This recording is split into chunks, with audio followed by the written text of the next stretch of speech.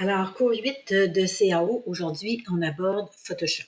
Donc, Photoshop, l'icône est ici, PS.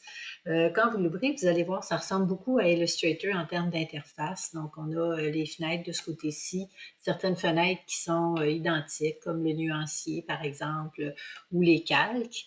Et de l'autre côté, on a aussi les outils. Donc, il y a certains outils qui sont aussi similaires. Par exemple, l'outil plume. Donc, il y a toute une série d'outils ici vectoriels qu'on peut utiliser. Mais je dirais que la principale différence avec Photoshop, c'est qu'ici, on ne dessine pas ou on ne trace pas des objets. On va surtout travailler à partir d'images, donc d'images qui sont composées elles-mêmes déjà de ce qu'on appelle des pixels, qui sont des petits points de couleur. Donc, je vais commencer par aller ouvrir ici un fichier. Je vais commencer par ouvrir mon fichier de fond. Ce que je veux, c'est reproduire une image pour avoir un montage comme ça. Je vais faire mon montage dans Illustrator. Donc, je vais utiliser l'image de la plage pour le fond. Je vais faire quelques petites corrections à cette image-là. Ensuite, je vais aller détourer ici la feuille de palmier pour pouvoir l'incorporer en avant-plan. Puis, je vais aussi aller détourer la silhouette pour pouvoir venir la placer dans la présentation. Donc, je commence avec le fond, image JPEG, je vais faire ouvrir. Donc, si je fais un zoom très rapproché, je peux voir tous les petits carrés. Ici, mes petits carrés sont pas mal tous bleus. Si je m'approche ici de la portion où on voit une branche, donc je peux voir qu'il y a des petits carrés qui sont un petit peu plus verts ou un petit peu plus jaunes. J'ai des petits carrés un petit peu plus blancs qui forment les nuages. Donc, ça, c'est ce qu'on appelle des pixels. Donc, nous, on va travailler avec ça.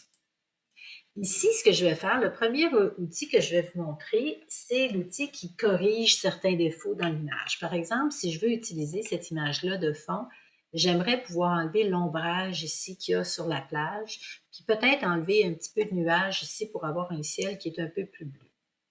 Donc, l'outil qui est le plus facile à travailler pour ça, ça va être l'outil ici qu'on appelle l'outil correcteur localisé. Et on voit l'icône, c'est comme un petit dièche là. Donc, cet outil-là, dans le haut, à chaque fois que je sélectionne un outil, là, j'ai mes paramètres qui sont en haut. Donc, ici, le paramètre le plus important, ça va être la grosseur de mon outil puis sa forme.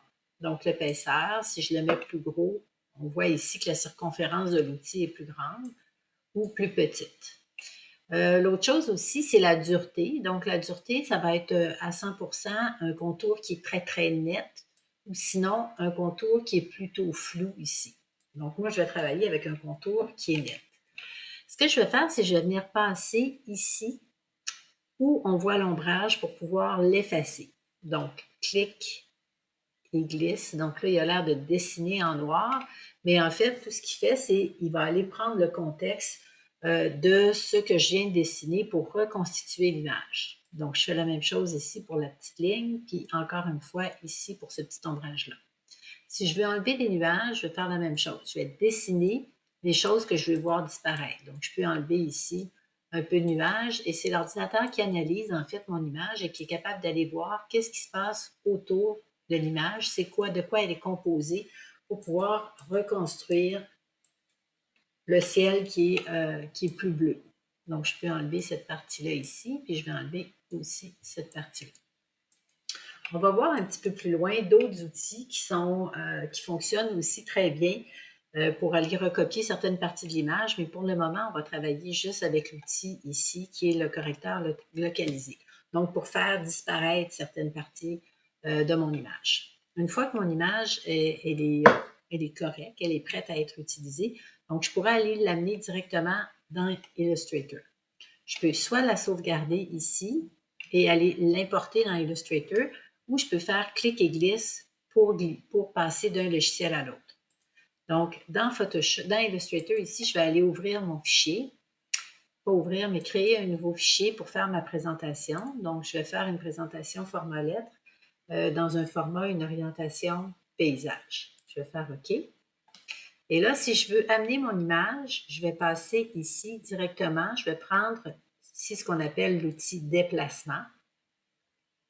Je vais aller voir dans mes calques, m'assurer que mon calque n'est pas verrouillé. Par défaut, les arrière-plans sont toujours verrouillés. Donc, je vais cliquer sur le verrou pour me permettre de le déplacer.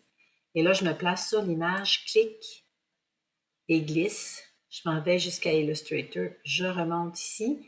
Et là, on peut voir le petit plus à côté de la flèche. Je relâche le bouton de la souris et mon image est placée.